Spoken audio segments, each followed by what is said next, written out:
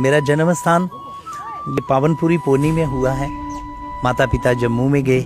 मेरे को बचपन में 2-2.5 साल माँ वैष्णो देवी के पावन चरणों में नीचे जो रसायनी गुफा है वहाँ पे रहने का सौभाग्य प्राप्त हुआ।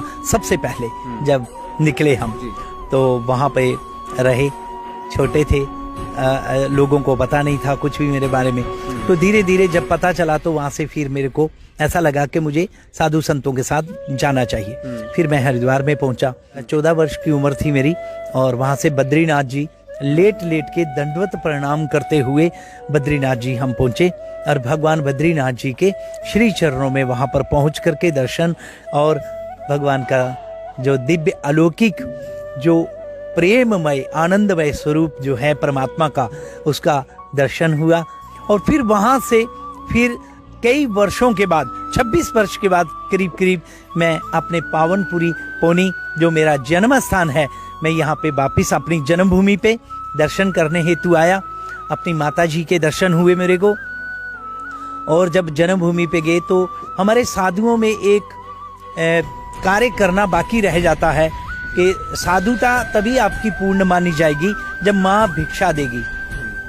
तो माँ से फिर भिक्षा का सौभाग्य प्राप्त हुआ, नहीं तो पता नहीं क्या रह जाता बाकी अगर माँ भिक्षा ही नहीं देती तो।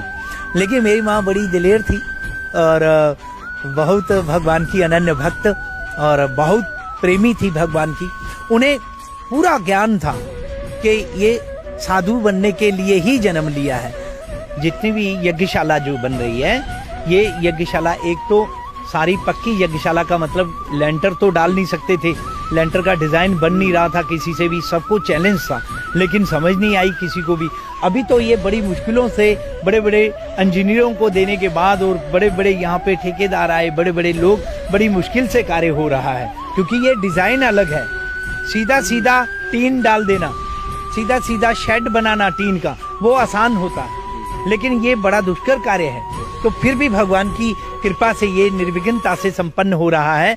और ये 125 बाई 125 की यज्ञशाला है। और यहाँ पर जो है पक्की निर्माण का मतलब ये है कि पूरा लोहे का स्ट्रक्चर है, 3 इसमें डलेंगे और इसके ऊपर जो शिखर बनेगा उस पे तिरंगा लहराया जाएगा।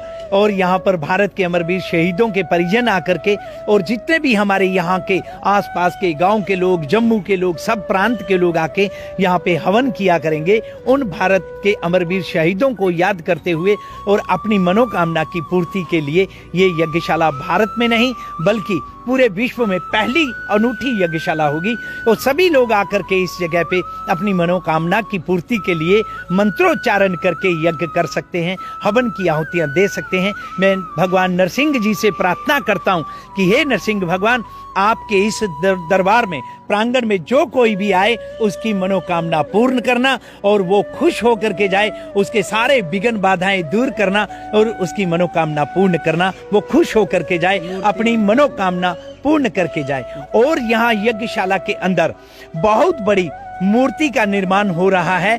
यहाँ पे 24 अवतार भगवान के जो होंगे वो भी मूर्तिमान स्थापना की जाएगी और 9 ग्रह की मूर्ति की स्थापना हो रही है। भगवान विष्णु की बहुत बड़ी मूर्ति बन रही है यहाँ पे।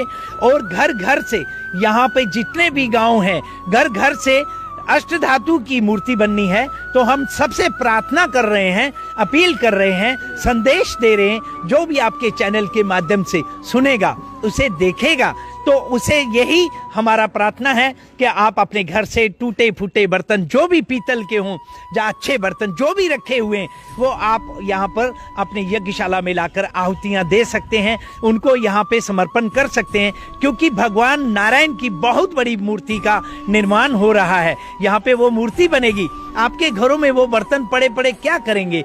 यहाँ तो उन बर्तनों की पूजा होनी है। ना जाने कौन आदमी कहाँ कहाँ से आएगा और प्रणाम करेगा, नमस्कार करेगा। और कदाचित आप भी जब यहाँ पे आएंगे और मूर्ति को देखेंगे तो कुछ दिया होगा तो आपको वो सौभाग्य आपको प्राप्त हुआ होगा, तो आपका मन प्रसन्न होगा, खुश होगा। और अगर मूर्ति को देख करके, आपका दर्शन करके जब आपने कुछ नहीं बर्तन या कोई सहयोग कर पाए होंगे तो आपका मन बड़ा खिन्न होगा और आपको ऐसा लगेगा कि अरे मैं चूक गया, मेरे से ये सेवा जो है छूट गई।